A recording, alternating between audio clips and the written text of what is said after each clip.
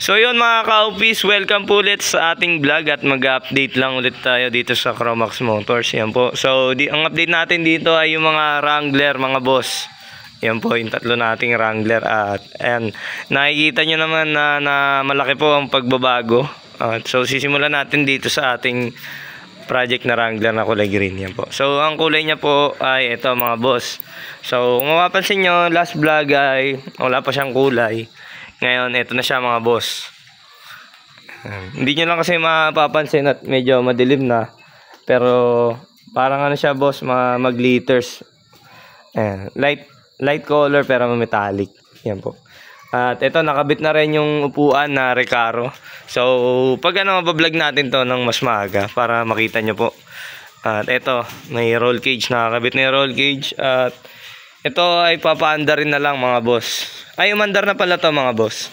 Ginagawa na lang yung aircon. Yan po. Yan. Pag nagkakabit tayo mga boss ng aircon, bago lahat yan mga boss. Compressor, condenser, tone dryer, pati blower. Lahat po bago yan mga boss. Pati mga linya. Tsaka yung double pan. Hindi ko lang alam kung nakabit na yung condenser. Ay, wala pa. Ay, ito na. Ayan. Sa ilalim natin nilagay mga boss yung kanyang condenser, pero may double pan yan, kaya okay lang.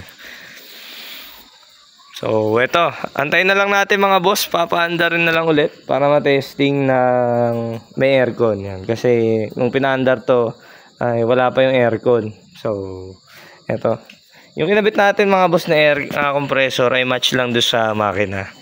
Yan. Hindi masyadong malaki, sakto lang, kasi kapag malaki, mahirap pihitin. Kaya pipiliin lang natin mga boss yung match talaga dun sa makina. Yan po. So ang makina nito mga boss ay Toyota 2L na turbo. So okay na okay tong compressor na to at kayang-kaya na makina. Yan po. So sa unahan, nagpalit tayo ng bumper na stainless. Yan po. At ito sa fender ay binutasan natin dahil meron niyang ilaw dyan. Yan po, yung binili ng ating client. Lahat po ng accessories niya mga boss ay galing po sa US. At ito, ginagawa natin ng bracket at binubutasan yung mga dapat butasan. At ito, mapapansin nyo sa previous vlog, ang headlight niya po ay square. At kinonvert natin mga boss. Pinalitan natin yan ng buong grill. Ayan, stainless din. Yan po, ayan, napabricate naman natin ng maayos. At ito, bilog na yung kanyang headlight. Yan. Kasi yung binili nating client na headlight ay bilog din. Kaya bilog ang ating frame. Yan po.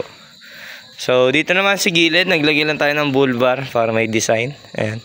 Safety na rin yan para if ever masagi. Ayan. Diyan unang tatama. Kasi ayan, malaki yung clearance niya sa body. So kung masasagi ka man, diyan muna bago dito sa body. Ayan. Yan ang ganda sa mga bull bar. Tapos yung ating flaring mga boss. Ayan. Stainless yung ginawa natin. Ayan. Kasi yung kadalasan yan, yung mga ganyang flaring na galvanized, dyan nabubulok yan. Kaya ginawa natin stainless. Ayan. Para maganda rin, para makintab. Ayan. Kasi kung body color yan, lahat, patay ang kulay niyan. Diba? Walang kinang. Pero yung kulay niya makinang na. Pero mas gumanda nung nagka-stainless. Ayan po, nabuhay yung kulay. Ayan. So yun na lang mga boss, paanda rin na lang to, break in. Then ang alam ko mga December to, i-deliver natin sa Ilocos. Ayan. So yun naman ang update natin dito sa ating project na Wrangler.